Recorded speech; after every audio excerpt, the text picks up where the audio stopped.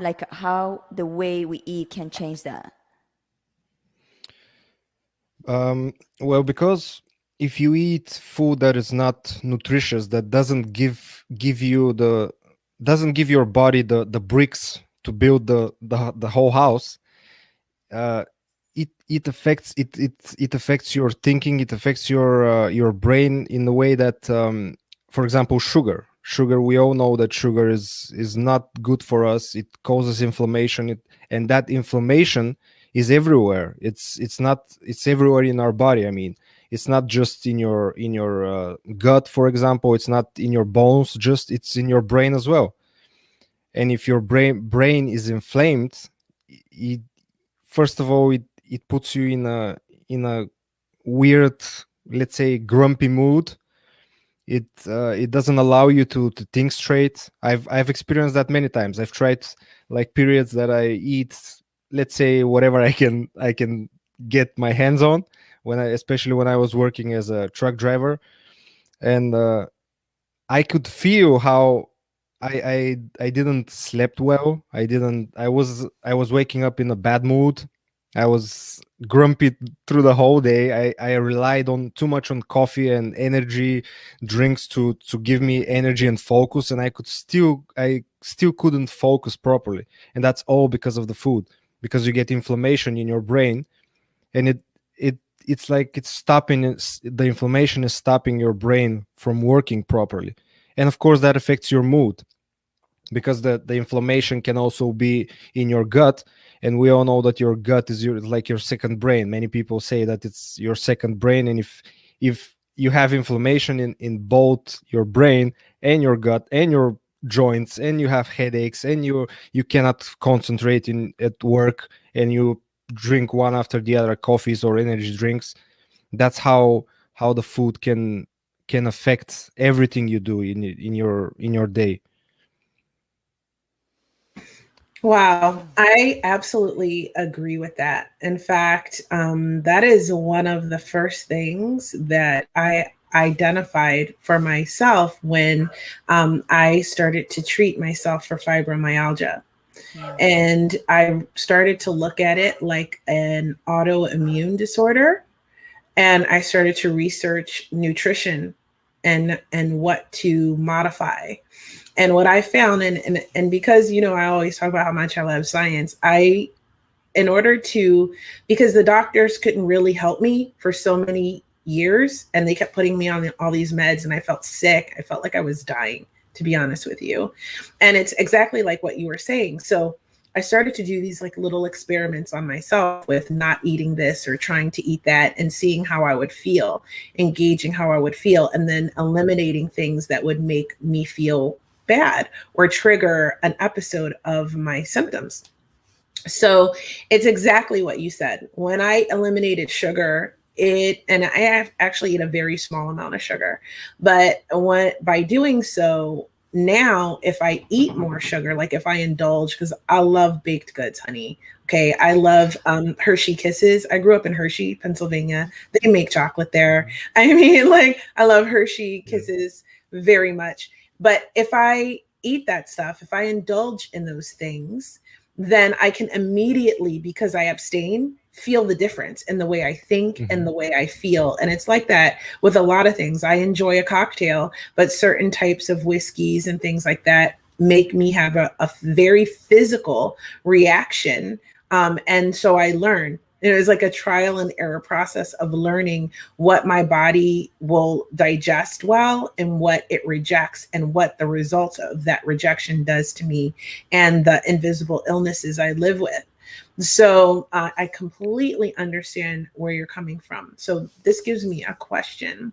Okay, I did sort of like a trial and error experimentation on my own self to figure this out. But if someone is feeling like these symptoms of inflammation, and they have never experienced it before, can you identify what are some of the symptoms that they might be feeling right now? Well, the symptoms of inflammation can be literally anything.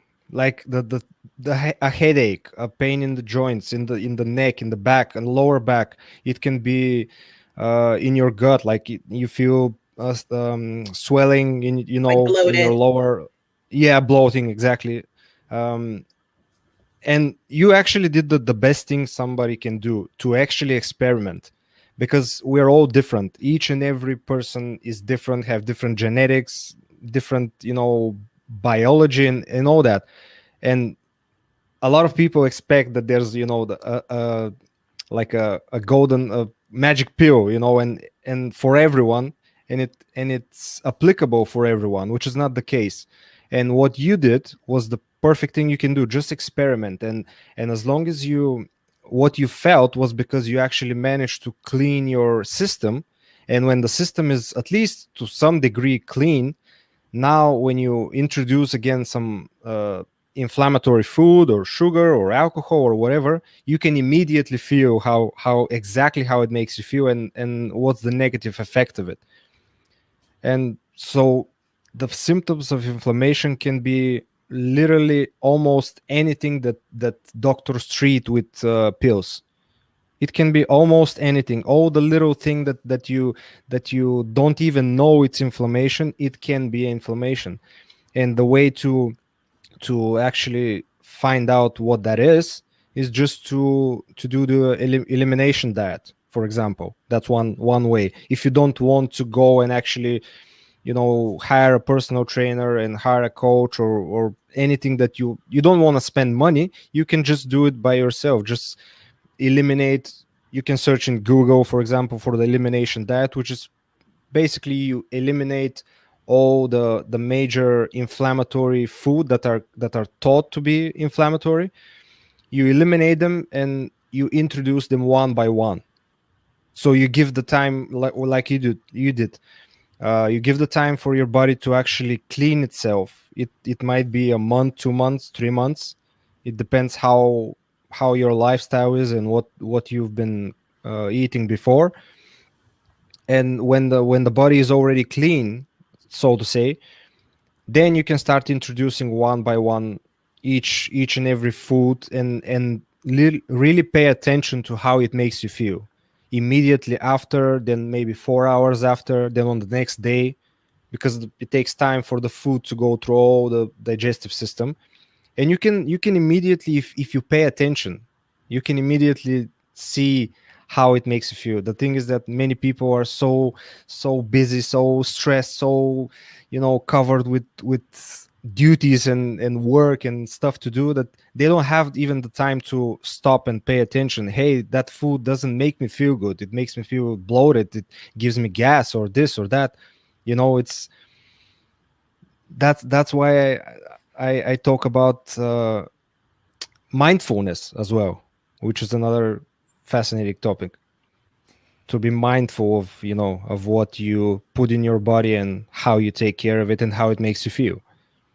Also, you said also something very important, Basil, about people learning the foods. Like, because people think that sugar is just the sugar that you put in your tea or the sugar that you put in the cakes, but also pasta, bread, all that became sugar.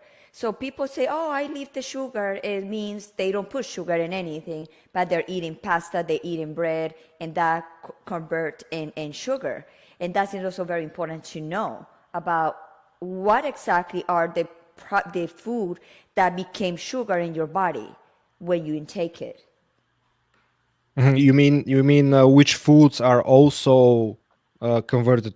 Basically, all the Sugar, carbohydrates are converted to sugar at the end. The thing exactly. is, how fast are they converted? The sugar, the plain sugar, the sweets that we eat, the chocolate, the all those things are really fast carbohydrates, meaning that they're absorbed really fast in the blood, and therefore spike your blood sugar, which we don't really want too high or too low blood sugar. Both of them are not good for us. And the different types of carbohydrates, that's how they differ between themselves. That the time it takes for the body to basically convert them into sugar, and the slower the better. therefore, if we're talking about which foods are, is that what you mean? Which foods are slow, let's say slow carbohydrates? Yes. Yeah, well, that's food. Those are foods like oats, like starches, fruits and vegetables,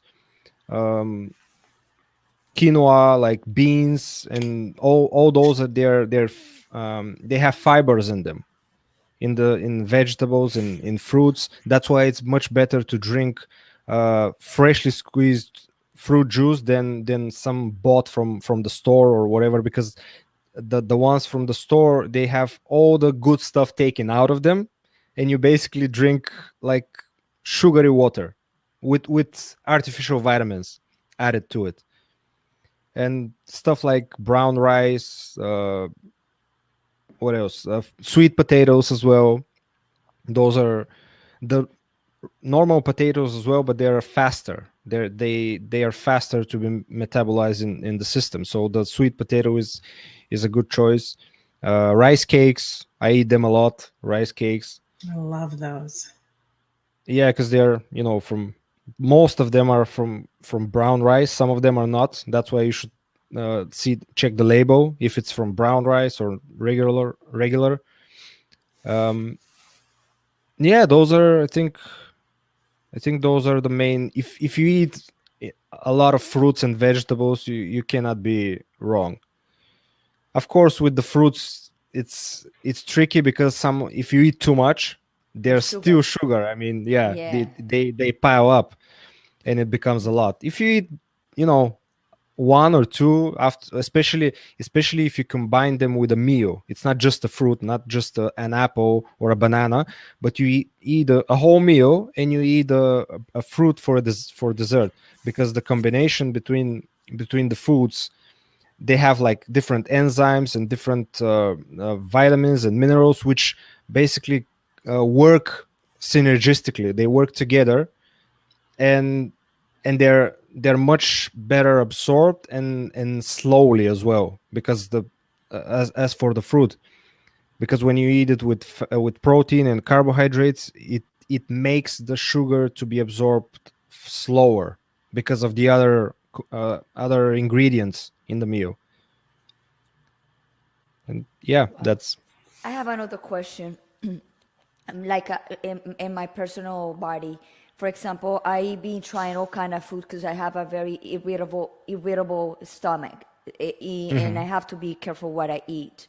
And I found out that if I eat mostly the same thing every day, changing a little bit, I'm better. And like